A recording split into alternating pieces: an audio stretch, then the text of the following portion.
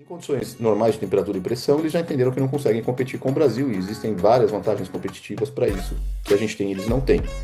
E o que eu tenho ouvido em termos de produtividade realmente é uma coisa que eu nunca tinha ouvido antes. A gente continua nessa curva ascendente de produtividade no Brasil. Primeiro que sem guerra, parece que o novo patamar é 75, 76 centavos, o que é bom. Esse patamar estava em 70, 68, estava muito pressionado. Continua pressionado a 75, mas menos pressionado.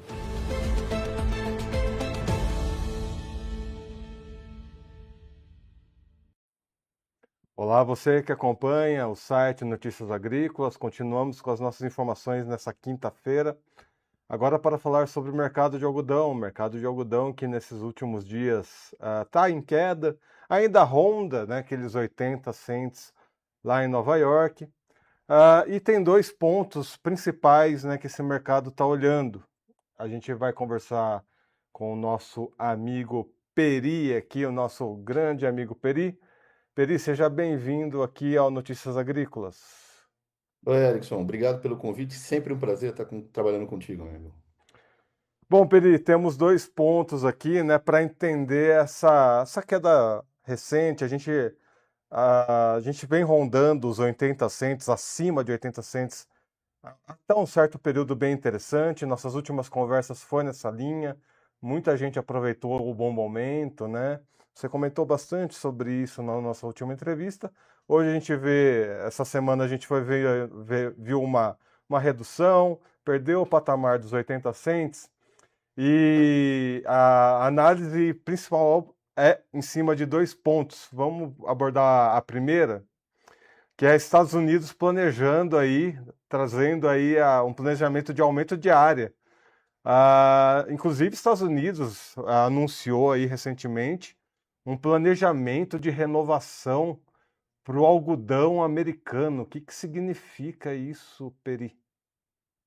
Olha só, desde 2023, quando eles perderam pela primeira vez, depois de 200 anos de liderança, o posto de maior exportador do mundo para o Brasil. E eles viram isso acontecer na soja. Então, foi algo muito traumático. Eu viajei para lá nessa época e quando eles sabiam que eram brasileiros, eles vinham perguntar o que estava acontecendo e se aquilo era alguma coisa reversível.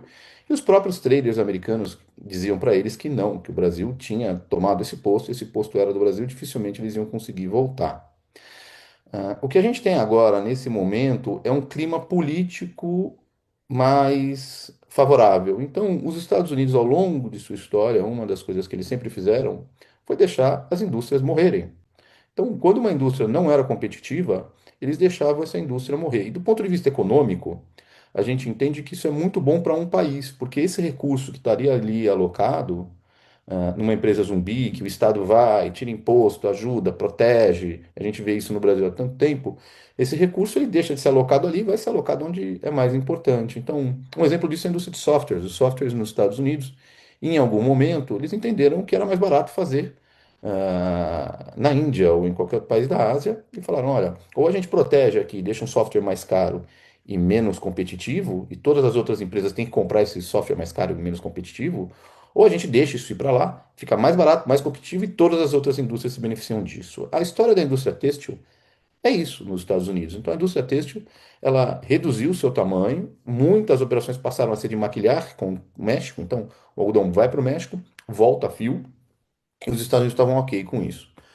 Esse sentimento mudou pela primeira vez com esse novo governo Trump, que diz, não, a gente precisa que as indústrias voltem, a gente quer que as indústrias sejam feitas, que as coisas sejam feitas nos Estados Unidos e estamos preparados para investir nisso. Então, você junta o fato de ter perdido essa liderança pela primeira vez em 200 anos e essa vontade do governo atual de proteger as indústrias dos Estados Unidos, e eles fazem o BACA, que é esse plano em que eles têm declaradamente o objetivo de revitalizar a indústria nos Estados Unidos e, com isso, aumentar a produção do algodão, que já foi de 5 milhões de toneladas, hoje está abaixo de 3 milhões, e se não tiver alguma ajuda federal, isso não deve melhorar. Então, esses são os planos que estão aí na mesa, mas junto com isso tem um déficit enorme e um governo que perde apoio, né, a cada dia devido a uma guerra que ele prometeu entrar e sair. Então,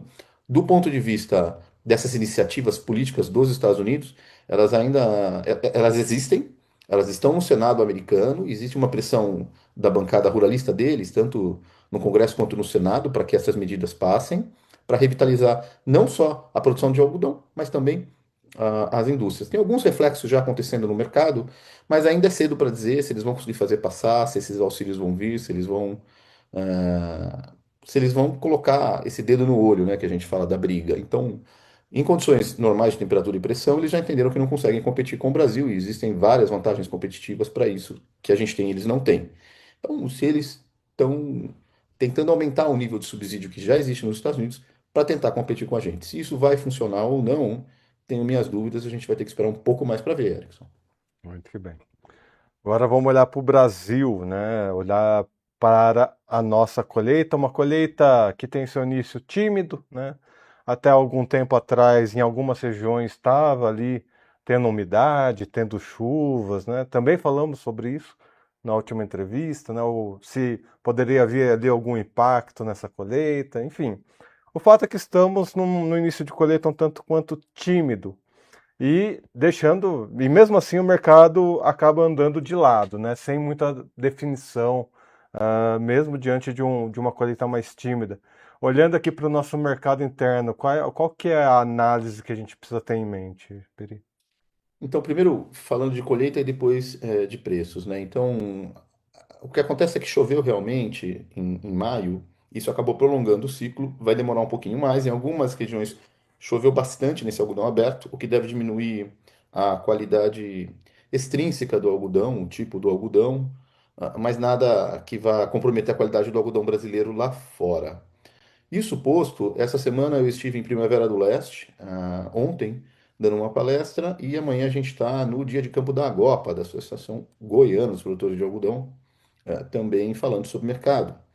E o que eu tenho ouvido em termos de produtividade realmente é uma coisa que eu nunca tinha ouvido antes. A gente continua nessa curva ascendente de produtividade no Brasil. E essas chuvas fora de época que foram ajudaram mais a produtividade do que a gente esperava. Então, as poucas áreas que estão sendo colhidas realmente estão aparecendo com números impressionantes. Muita gente falando em médias de 330, 340 arrobas no sequeiro, que é uma coisa que até alguns anos atrás era uma média de algodão irrigado.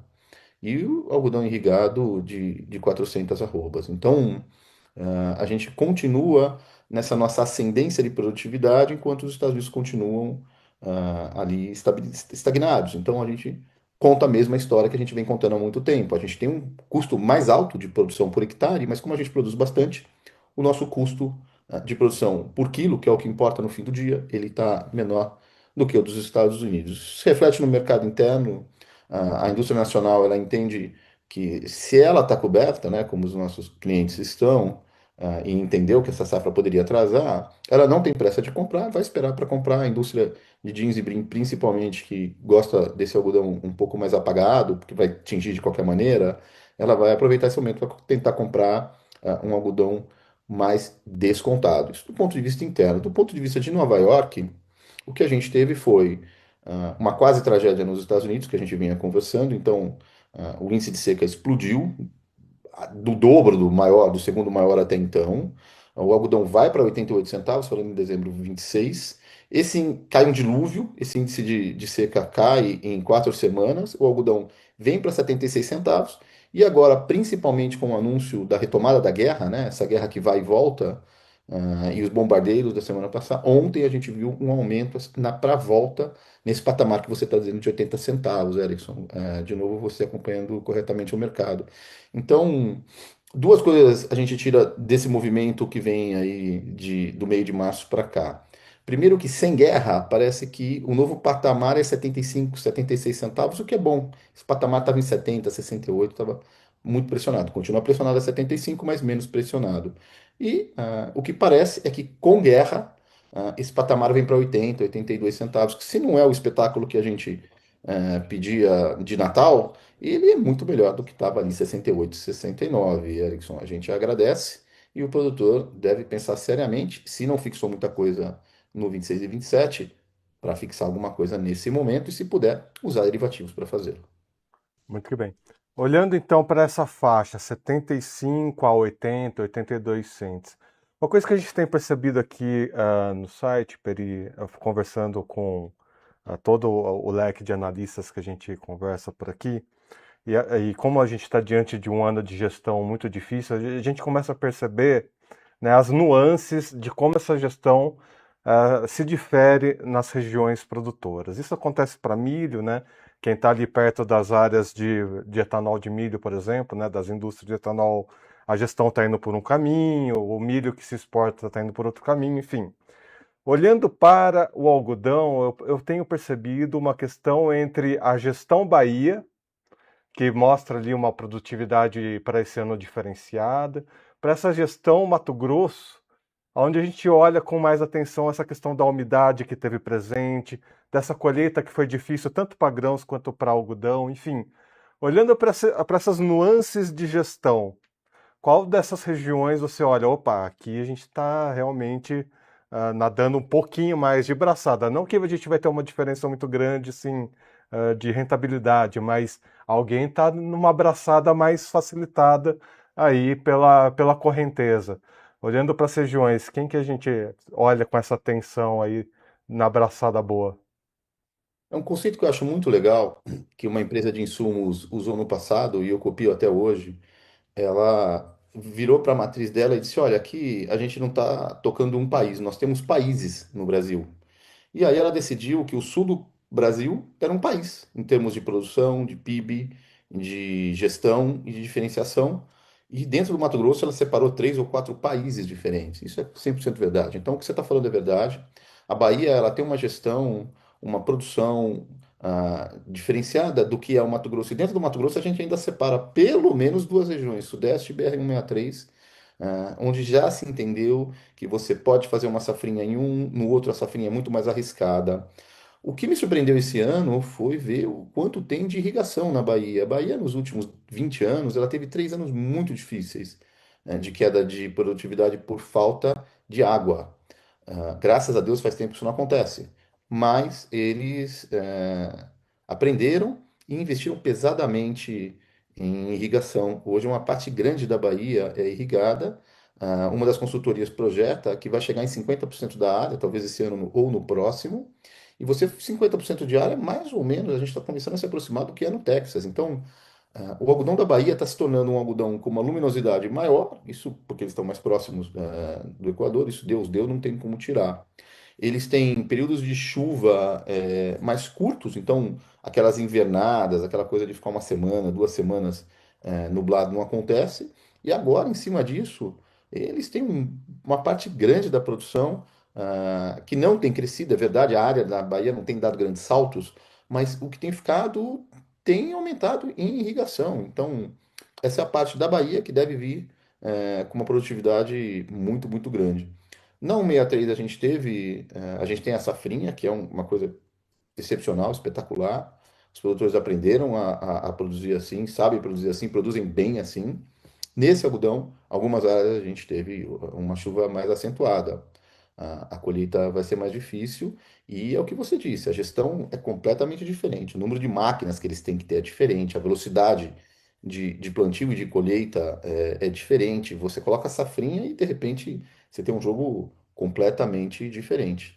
E no caso do Sudeste, aí sim, entendeu-se ali que a necessidade tem que ser de irrigação. Eu estava num evento ontem em Primavera do Leste exatamente sobre irrigação, em que discutia-se não só as técnicas, mas políticas para poder aumentar a quantidade de algodão e de área irrigada no Sudeste do Mato Grosso. Então, a principal diferença é essa.